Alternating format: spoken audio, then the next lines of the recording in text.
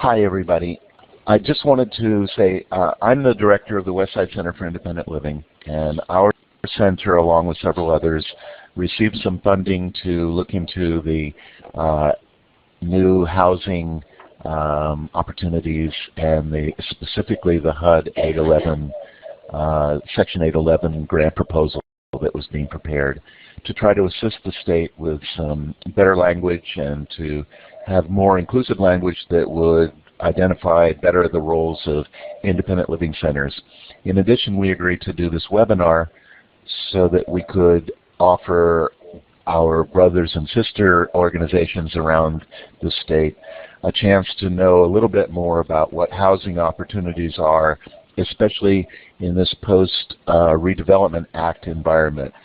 As some of you may know, the state, due to its budgetary crisis, was forced to eliminate the redevelopment agencies around the state. So almost 400 agencies lost their funding, and as a result of that, much of the local opportunities for building affordable housing were also lost.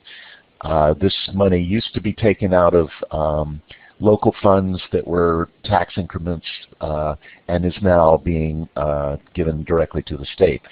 So there are a number of us who are participating today. Sarah Triano and Michael Allen are representing the Independent Living Center in the Silicon Valley area. And I don't see her on here, but I believe Leslie is representing the Placer County Independent Living Center. And we are, as I said, the Westside Center for Independent Living. We will be doing kind of a history of the movement and an overview in the first section about what 811 is and what the Frank Melville Housing Investment Act is and so forth. And then in the second session, which we hope you'll all join us for, we'll be talking about where we go from here, new opportunities for collaboration, new ways to look at funding affordable housing in a post-California Redevelopment Act environment and so forth. So beginning now, I think we have Michael Allen and Sarah Triano starting the webinar here with their presentation, and I'll let them further introduce themselves now.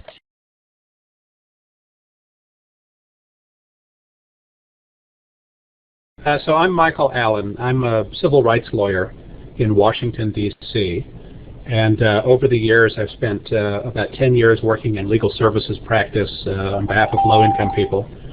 11 years after that at the Bazelon Center for Mental Health Law in Washington, D.C., focused on the whole cluster of issues that has to do with services, housing, and supports to keep people in the most integrated setting. And for the last 7 years or so here at Relman, Dane & Colfax, a civil rights law firm. And my practice is divided between litigation over disability civil rights issues in housing, principally, including accessible housing and most integrated settings, and other sorts of civil rights litigation focused on other protected classes based on race or national origin or familial status.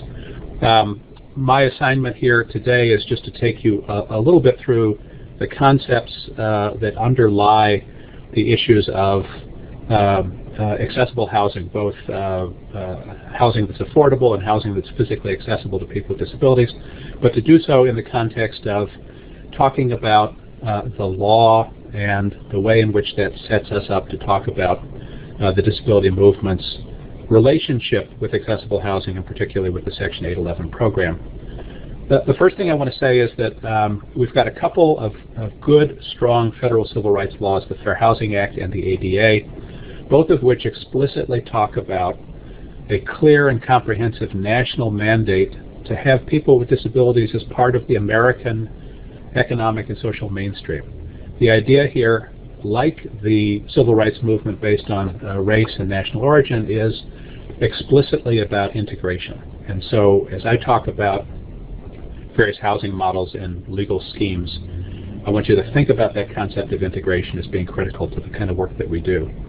Historically, we all know that American housing policy hasn't done a very good job of moving our folks into the American mainstream, that folks with disabilities are typically thought of as needing some different kind or special housing In fact, in many places, states still talk about the needs of people with disabilities for housing in terms of the number of beds or slots that they need, and not the number of homes. And I hope that as we encounter various mainstream agencies here and folks in the public, that we're careful with our language, that we're always talking about homes and opportunities and not about beds and slots.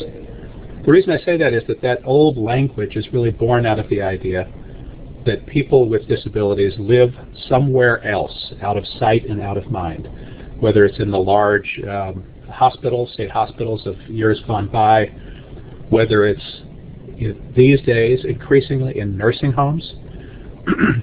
Many older people, particularly older people with some money, have lots of other housing options out there for them, but these old nursing homes continue to have beds and slots that people want filled, and I'm involved in litigation around the country about the reinstitutionalization of younger people with disabilities in nursing home settings.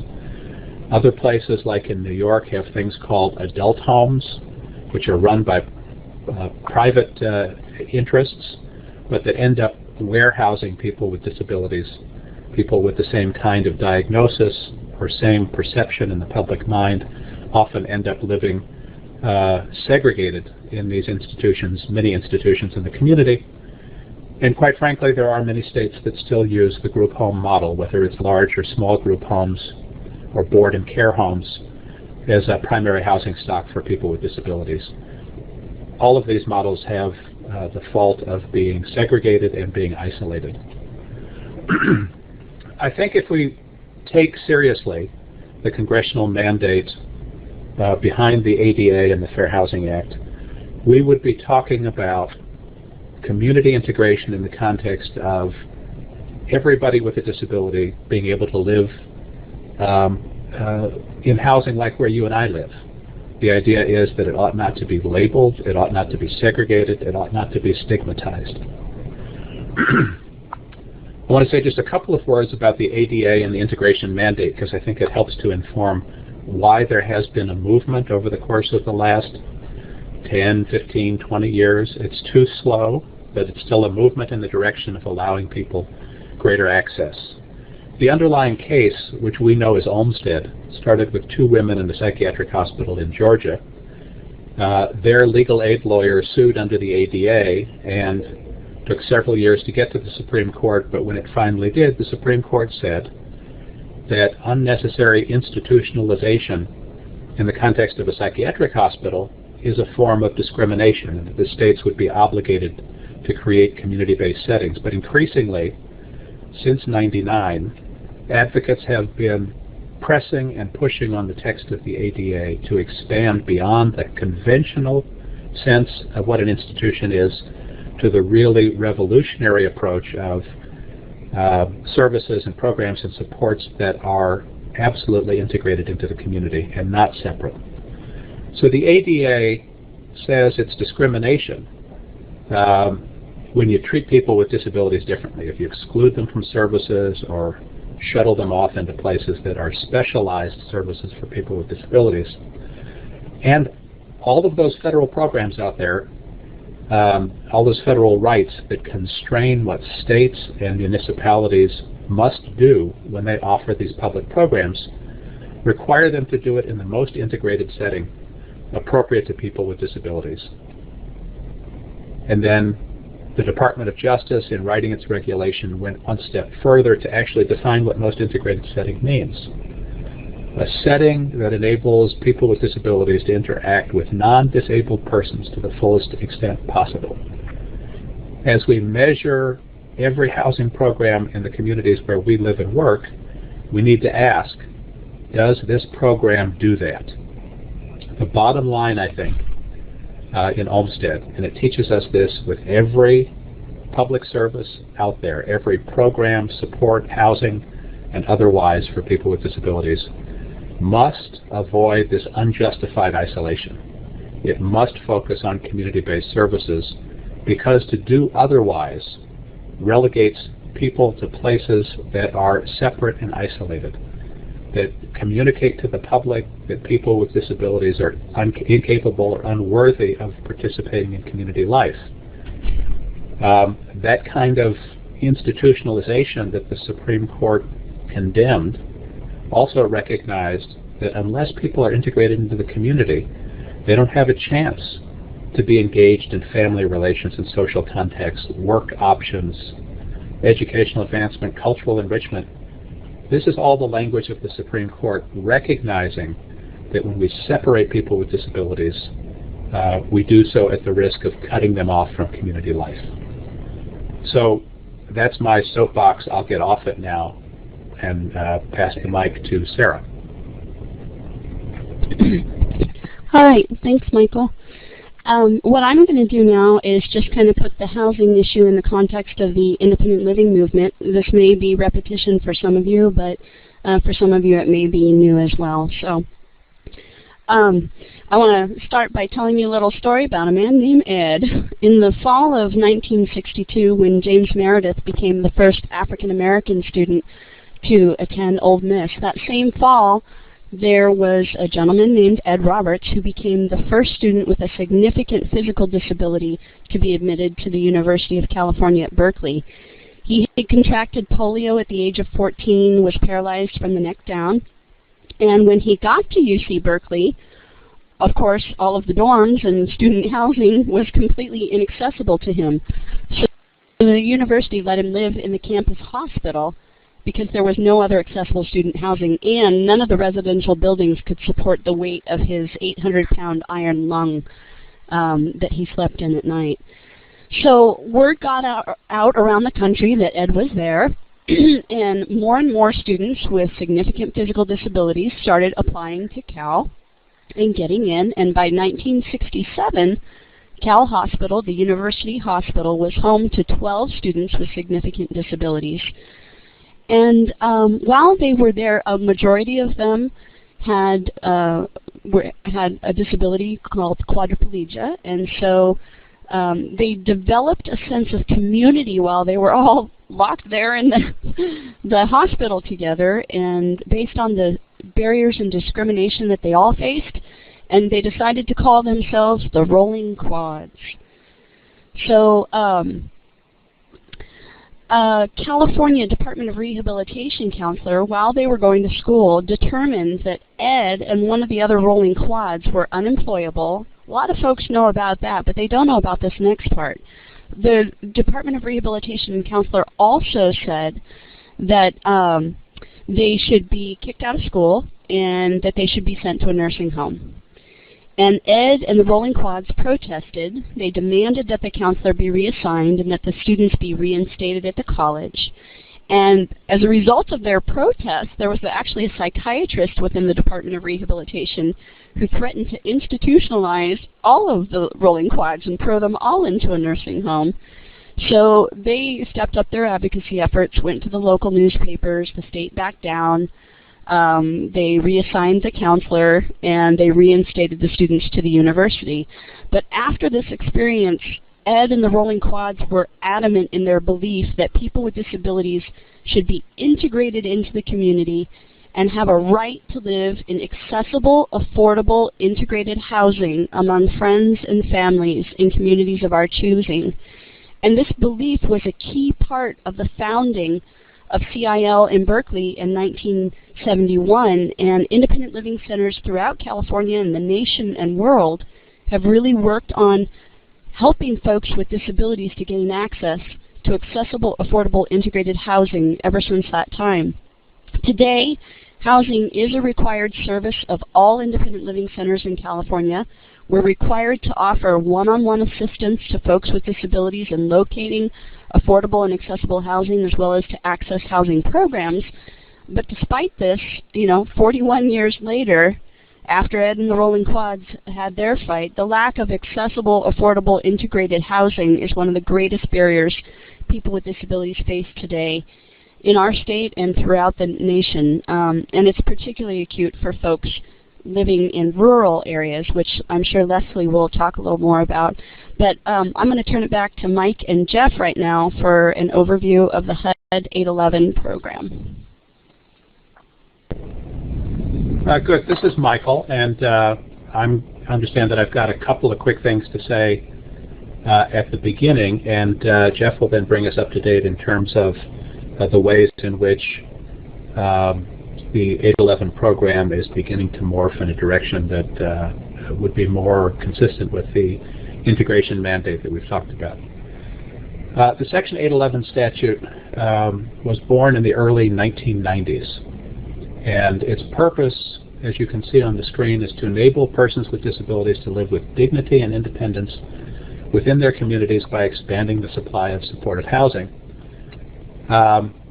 Supportive housing in the modern context is housing that's designed to meet people's needs, that is, physical needs for access and ability to do all the things one does in the course of a day. The 811 program was initially constructed in a way to make supportive services available that address the individual needs of people who live in 811 properties. And finally, this idea of promoting community integration was built in from the beginning. The difficulty is that as our conception of what independence and community integration has advanced, we've gotten to a place that looks more like the integration mandate. In the early days, though, the supportive housing that got created for people with disabilities was focused principally on two things: providing a capital advance, that is to say, money up front to build new housing. And typically a lot of that housing got built in a way that tended to be segregated. That is to say, project sponsors were people who were affiliated, say, with United Cerebral Palsy or affiliated with the National Alliance on Mental Illness. And those sponsors built properties that were for people in those specific diagnosis groups and provided services that were tailored to people with those kinds of needs. So not only did we get housing in which people with disabilities were segregated from people without, but we also ended up with housing communities that essentially had single diagnosis occupancy. Between 1990 and 2008, about 28,000 units of Section 811 housing were created. Now, anytime that we add 28,000 units of housing for people with disabilities, that has to be a good thing, given how dramatically underserved most of our communities are. But the discussion I think that we're having today, and when we think about the new version of the Section 811 program in which California and independent living centers in California want to participate, we realize that there's a separate value set that we might want to really take a look at. As I said, what got built for 20 years under the Section 811 program was principally what are called single-purpose projects, as I've previously described. Some of them were built as small group homes. Some were built as what they were calling independent living rental complexes. For the most part, not more than 24 units, although there were places in the country where that number was exceeded regularly on the argument that it's more efficient to put a larger number of units all together in one place serving one population or a disability group. Very few of what we would think of as housing that looks like where you and I live. So, you know, no standard integrated apartments in which people with and without disabilities lived. You know, no condominiums and cooperatives, no kind of mainstream or normalized housing. And I think this is my cue probably to turn it back over to Jeff to talk a little bit about the way in which 811 is beginning to morph.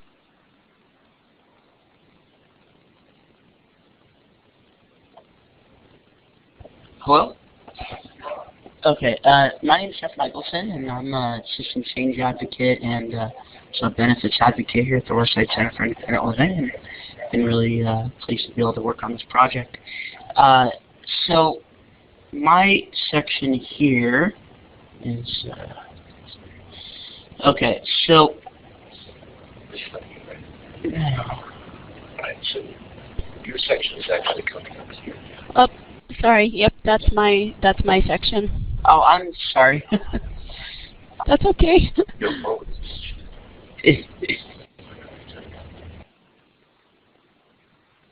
Jeff, do you want me to go ahead and do this, and then you can continue after that? Yep. Why don't we go the order that it was in? I apologize. Jumping in. No, we are. Let Sarah take it. Yeah. Is Sarah going to take it? Sarah, are you on? Yes. Okay. Yes, this is Sarah. I'll go ahead and take it. Okay. So Michael already kind of covered some of the concerns that the disability and independent living movement has had with the 811 program. I'm going to just talk about them just a little bit more, and also address an issue about ILCs owning and operating housing. There's a national advocacy organization called DRAC, Disability Rights Action Coalition for Housing, and which includes some advocates like Karen Tamley, Beto Barrera, Daryl Price, and they've been advocating for increasing the stock of accessible, affordable, integrated housing options for folks with disabilities for years, and they have been highly critical of the Section 811 program, because even though, as Michael said, it was designed to really promote inclusion and integration, one of the unintended consequences of it has been the segregation of people with disabilities. In their 2010 report, the National Council on Disability found that, quote, the 811 program has contributed to the segregation of people with disabilities from people without disabilities, and also by different disabilities. So what this means really is the 811 housing projects can target people with physical disabilities, developmental disabilities, and chronic mental illness, or a combination of these three. But developers can request a waiver from HUD that allows them to target the project that they're making, not just to one of those groups, but also to subcategories within those groups. So say there's a developer that wants to build a housing project for people with autism only, and that allows them to actually deny housing to someone in that project who has a developmental disability, but it's not autism. So it created this really highly segregated model based on diagnoses, as Michael was saying. Another concern that DRAC has raised with the 811 program, and with most housing programs for folks with disabilities, is the practice of linking housing and services. So for a long time, in order to get housing in certain projects, you had to accept the services offered too, like say personal care assistance, or there may be other services, even if you didn't like them or didn't want them. And oftentimes the services come with a case manager who oversees the services, and you as the person with the disability. But as Michael was just saying, folks with disabilities should have the right to, have housing just like anybody else. Nobody else has to accept services. But and folks with disabilities aren't cases that need to be managed. IL philosophy holds that we're people who have the freedom to make choices, including mistakes, and to manage our own lives. Accepting management and services shouldn't be a requirement for obtaining housing. As I was just saying, no one else in society has to accept services or be managed to get housing, so why should we? What services we receive to live independently and who provides them really should be our choice as people with disabilities.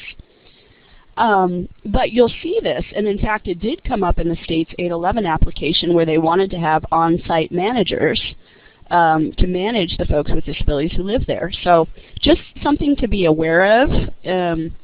And then the third and final concern that DRAC raised, which is not necessarily specific to the 811 program, but is specific to independent living centers, was the practice of many ILCs owning and operating housing for people with disabilities. So some of the ILCs actually, became developers, got 811 funds, and created segregated housing projects. And independent living centers were created to promote equal choice, inclusion, and integration of people with disabilities into society, and this practice was clearly violating that mandate. So in 1994, the Code of Federal Regulations was amended to actually say that by law, independent living centers are non-residential. And what that means is that we cannot operate or manage housing or shelter for individuals as an IL service on either a temporary or long-term basis unless the housing or shelter is incidental to the overall operation of the center, necessary so that the individual may receive an IL service, and limited to a period not to exceed 8 weeks during any 6-month period. So I think this is something to really be aware of, especially in California, where I've seen some independent living centers who are really promoting the idea that we should own housing, just to be aware of the historical background of why we don't own housing and why it's important not to create segregated housing options for folks with disabilities. So again, I'm going to turn it back to, I think, Jeff now, and Michael to discuss these concerns and national efforts to amend and reform the 811 program. This is Michael. I think it does come back to me just for a couple of slides, and I'm sorry, Jeff, for having handed the baton at the wrong moment. I just wanted to give us some historical context again. The idea of the community being concerned about the 811 program goes back many years. In 1959, Congress first authorized the use of the Section 202 program, which had been just for older people, to begin to serve people with disabilities. And from 59 till about 1990, the 202 program grudgingly let in people with disabilities, younger people with disabilities, typically allowing project managers to pick and choose which disability populations to serve. So not unlike what Sarah was just saying a moment ago. You'd get the 202 program that would say, well, we take older people and then we'll also take people with physical disabilities, or we'll take people with what at the time was called mental retardation. But they could pick and choose the categories, and they could essentially create, these subpopulations. Well, in 1990, Congress, not for completely the right reasons, created the Section 811 program. A little bit of history. In the late 80s and up until 1990, both in the privately owned, federally subsidized housing stock and in the public housing arena, the mixing of people with disabilities and seniors began to give rise to some tension. And basically, the senior lobby came to Washington in the late 80s and early 90s and got Congress essentially to write in new provisions that would separate those two groups again, so that people with disabilities would not have as ready access to the private programs nor to the public housing programs. And anyway, in the wake of all of this, the Section 811 program was created. It was chopped out of 202.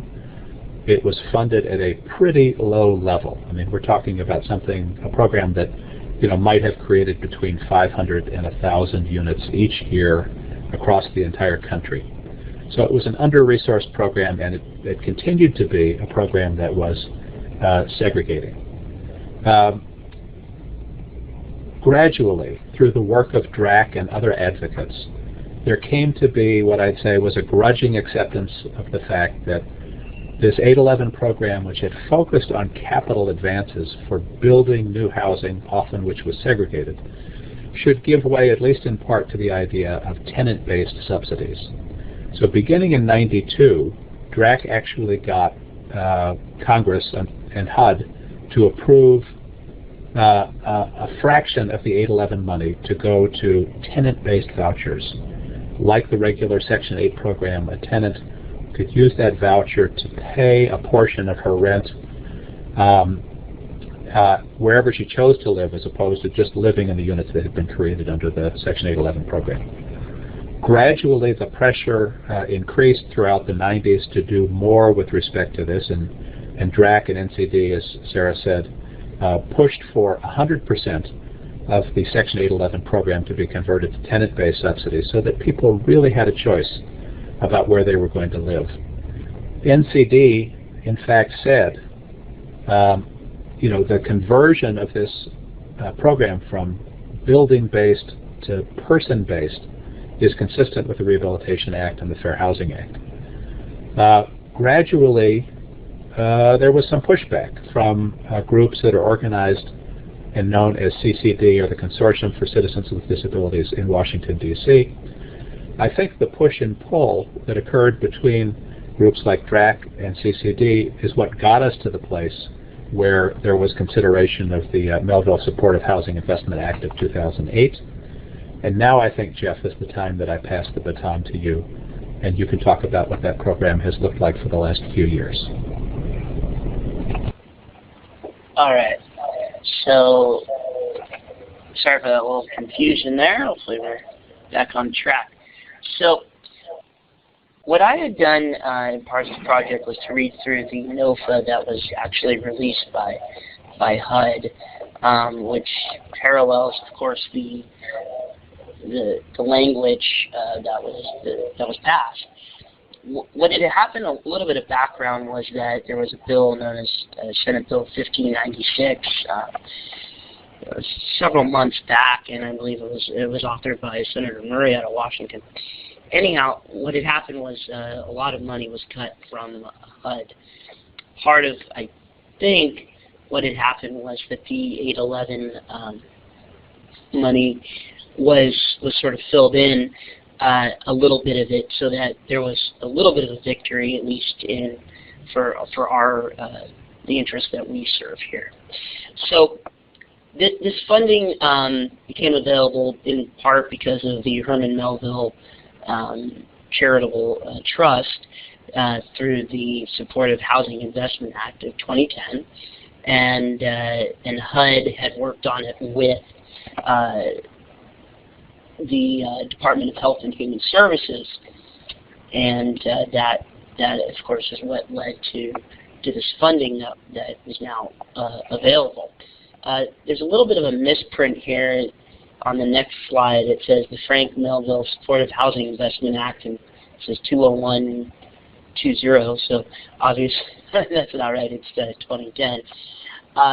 And so what I say is, what is the Investment Act? So the Act here, it has the statute where you find it, and what it was really meant to do, and this is sort of reiterating what Michael had already said, was to really revitalize the 811 program, because it had sort of languished, and there were just not that many units that were being created for this purpose. So this bill was an attempt to, or is an attempt to, really revitalize the program, and I think really spurn sort of a competitive atmosphere within the states to find the best way to create the community supports and also the integration of housing. So as you can see, the bill here was signed on January 4th, 2011, and it appropriated $85 million for the creation of affordable housing for very low-income people. And of course, reiterating what Michael has said, is the idea, of course, is to create integrated housing in a non-discriminatory manner. So 25% of the allocation is for people with disabilities, and so that we don't have a situation where we have housing that is only reserved for people with a certain type of disability. So what I've written here in the next slide is what are some of the aspects that are distinguishable and improve the new Section 811 program. And so what it really does is that the leases are authorized for not less than 1 year and cannot be terminated unless there's serious violations, which is, I think, fairly consistent with the laws that are already that are in place now with HUD. The housing options could include multifamily development, condominiums, independent living facilities, and cooperative housing, sort of to expand the different venues that might be available to accommodate people with disabilities. And please call reception. Correction. Multifamily and integrated housing, of course, is a key principle that's promoted, and that's, of course, the reason for the 25% allocation is really to, as I already have stated, create situations where you have people with whatever disability it might be living with people who don't have a certain disability, and so that it doesn't create that discriminatory isolation or stigma. So really, what I did was when I looked through the 811 NOFA, the Notice of Funding Availability that HUD had released, is what I really noticed the most was that there's really an effort on the part of HUD, and also I believe Secretary Sebelius with the Department of Health and Human Services, to really force the states to really act competitively and utilize their full resources to create the most integrated housing and really create a competition. So it's really, the idea is to maximize as I just said, the resources by creating partnerships between the different departments within states. So really what was required was that in this NOFA was that that you had to have a situation where only the states could apply. So in order to be a qualified applicant, you had to be a state, and the state had to have a situation where the low-income housing credit agency was going to partner with the agency that would administer Medicaid. And of course, here in California, that's the Department of Health, Healthcare Services. And I don't know how many of you know Joel, but Joel, of course, is one of the key principal participants with long-term care division with DHCS, and he was very much involved in this. So the unique requirement is really to really have all aspects available for funding, both public, private, and developers, and bringing in to bear the expertise of the different state administrative agencies. And then I also write here that there's really you want to co-locate the community-based services with the housing, so that you have medical services and so forth, transportation, counseling, whatever you can bring to the situation. I think this is kind of reiterating what's already been said, and I think we know that how community benefits facilitate Olmstead, because you're going to have a situation where more and more people are able to live independently if, in fact, they have the support services to do that, so that they do not need to be isolated. And, of course, the more services that are available, the greater the opportunity for that. I think that wraps it up for me. Yep. Okay, and that will be it. Thank you. I guess we now move on to some questions at this point, unless Michael or Sarah, you have anything more you want to add at the moment. I think I've said enough. I have nothing to add.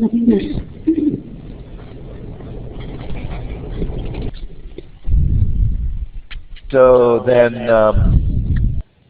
Rosemarie, how do we turn this over to questions? Or do people write them out, or they speak them, or what? As options, for those of you that are on the teleconference, you can press *6 to unmute your line to ask questions. And then for those of you in the webinar platform, you can use the chat feature to type in your questions if you don't have access to a microphone headset. If you do have access to a microphone headset, feel free to, you can use the hand raise feature just so that we are sort of moderating the questions to give you an opportunity to ask. So, okay, so there is a question from Mark. What is the status of the 811 application? Do you want to address that, Jeff? Hang on one second. Jeff is coming back to the mic.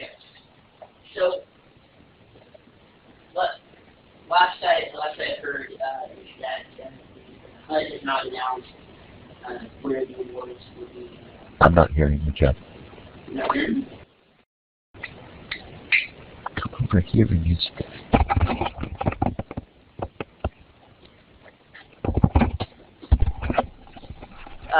Last I had heard was that the HUD had not announced yet who the who had been awarded the grant yet. But I do know that all of the states that participate in the MFP, money follows the person, of course here in California it's CCT, had applied for this funding. And to date that has not been released to the best of my knowledge from HUD. Obviously California did apply, and the proposal that they did put together that I read I thought was very extensive, and there were several agencies in California that participated in the low income housing tax credit committee, and Housing and Community Development, and of course the Department of Health Care Services all applied for, or were named in this in the narrative that was sent off to HUD. And so of course the state is anxiously waiting, and hopefully we will receive the award. And this is Sarah. I'll just add too that their HUD is only going to award 16 states. Only 16 states will get this, so it's a very, very competitive application.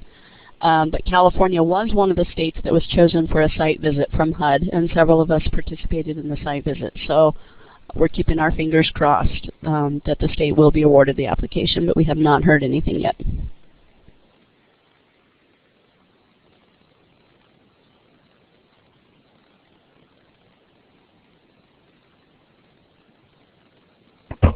Okay, any other questions? I'll read that. Assuming we do get it, what's the best strategy? Work with cities or directly with developers?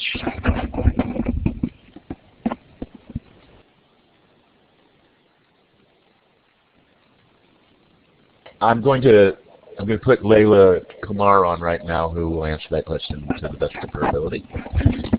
Hi there. Good morning, everyone.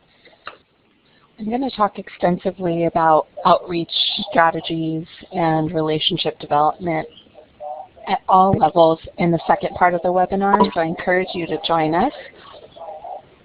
But the answer is really you want to approach local government and private developers. So stay tuned for more details on that. We're going to take a little break, and we'll be resuming the second part of this webinar at 11:15